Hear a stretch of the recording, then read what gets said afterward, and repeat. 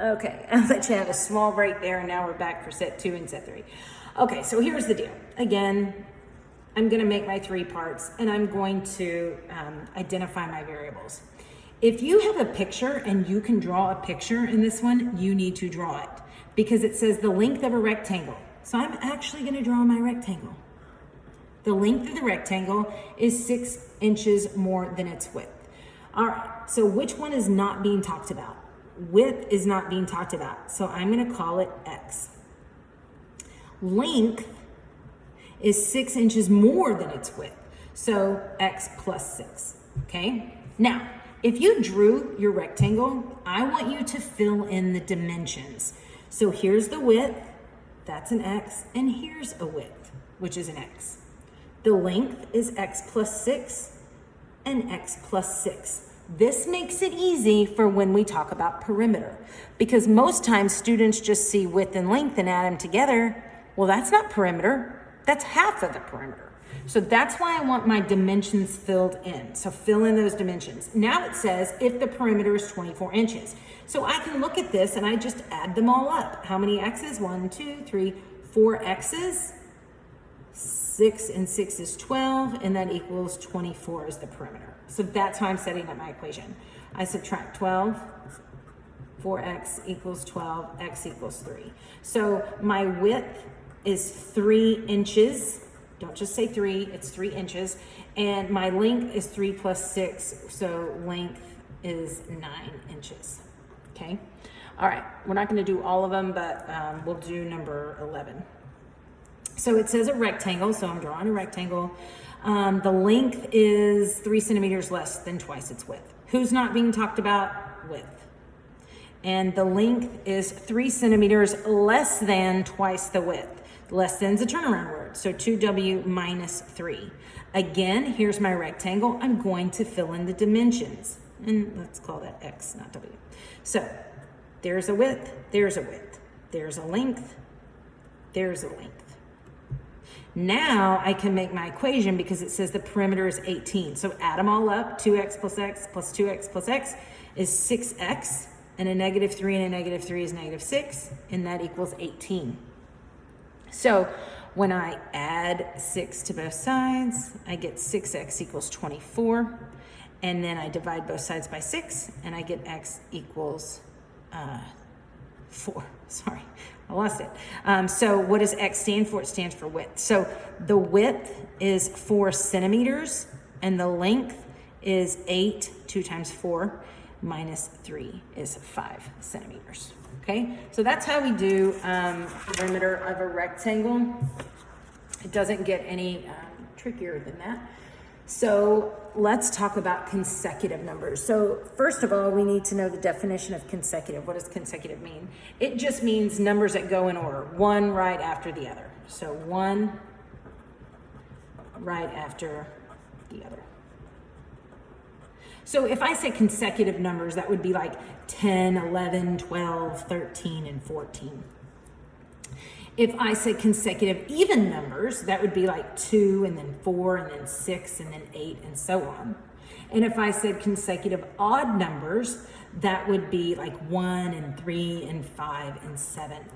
So if you have a consecutive even number, so here my pattern is we're adding 1. So if x were my first number, my second number to get 11 would be x plus 1. To get 12, it's 2 away from my original, so it would be x plus 2. To get to this one, it's x plus 3. And so on for consecutive numbers. Let's take a look at consecutive even. Let's say my beginning number is x. How do we get from the first one to the second one? What's my pattern? I added 2. So if my first number is x, my second number is going to be x plus 2. How did I get to this one? I take my original and I add 4. So x plus 4. And so on. So you'll notice consecutive even numbers, the pattern is to skip a number. So x, x plus 2, x plus 4, x plus 6. Okay? Now, watch this. Look at consecutive odd. If x were my starting number, which is 1, how do we get from 1 to 3? my pattern is still the same. I'm adding 2. So to get from 1 to 3, I take my original of x plus 2. To get to this number, I take my original number and I add 4. To get to this number, I take my original number, x, and I add 6. So the pattern for even and odd numbers is the same. It doesn't matter. It's still skipping a number. So I'm going from 2. So x plus 2, x plus 4, x plus 6. Okay? So now that we know that, then this is where it becomes the same. I still ask myself, what am I talking about? It says the sum of 2 consecutive numbers is 123. So consecutive numbers means I have a first number and I have a second number. So if it's consecutive, the first one's x. So the second number has to be x plus 1. And I know that the sum is 123. So I have x plus 1 equals 123. And now I combine. 2x plus 1 equals 123. Subtract 1, and I get 2x equals 122, and then I get x equals 61. So if the first number is 61, the second one's 62 because it goes in order. So consecutive means one right after the other. So same with 15. 2 consecutive numbers. So you have a first number, you have a second number. So if my first number is x, the next one is going to be 1 right after it, so x plus 1. And it says the sum.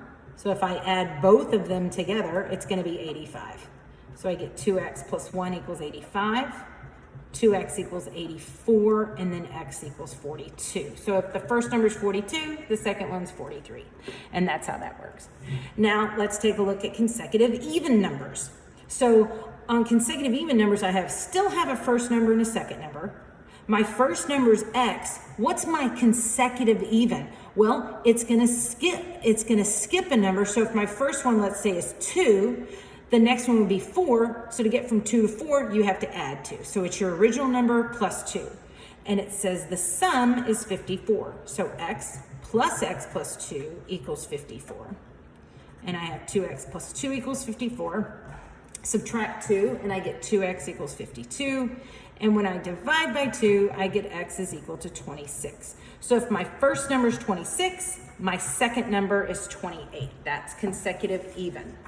All right, let's take a look at one that's just a tad bit more complicated.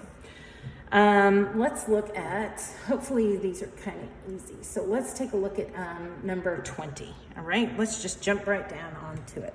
Okay, again, once I identify, I can't mess with it. So it says the sum of 3 consecutive numbers. So I'm dealing with consecutive numbers. So I have a first number, I have a second number, and I have a third number. So if they're consecutive, and the first one's x, the second one is x plus 1, and then the third one is x plus 2. So for instance, how I'm getting that, if your consecutive numbers were like 7, 8, and 9, if your first number is x, to get 8, you take your original and you added 1. To get to 9, you take your original number and you added 2. That's how we're getting consecutive. So now it says that the sum of 3 consecutive numbers, the sum of all of these, okay, so the sum of 3 consecutive numbers, so that would be x plus 1 plus x plus 2. And notice what happens. It says the sum is, there's my key word, is 33 more than the smallest. Well, here's my smallest, and the sum is 33 more than that one. So x plus 33. And that's what my equation looks like. It's a literal translation. It's the sum of the 3 is 33 more than the smallest. So now I'm just going to solve it, and I get 3x plus 3 equals x plus 33. I bring my x over, which is subtracting x, to get 2x plus 3 equals 33. Subtract 3, and I get 2x equals 30. X then equals 15. So if my first number is 15, then I get 16, then I get 17. Okay? And those are just, those kind of, just remain the same. So it's like, even if you have 21. In cross country, the team score is determined by the place each individual finishes. For example, first place is 1, 16th place is 16, etc. In their latest meet, the boys cross country team scored 55 points. if there were 5 runners and each runner finished consecutive, one right after the other, what place did they come in? Well, so you have 5 runners. You have a first runner, a second, a third, a fourth, and a fifth. So they came in one right after the other. So that one's x plus 1, that one's x plus 2, that one's x plus 3, and we have x plus 4. And it says that their total number, they scored 55. So if I added all these together, which would be 5x, because you have 5 x's here, and I added these together, that would be 7, 8, 9, 10. That equals 55. Subtract 10 on both sides, and then I divide by 5. So they came in 9th place, first came in 9th, 10th place, 11th, 12th, and 13th.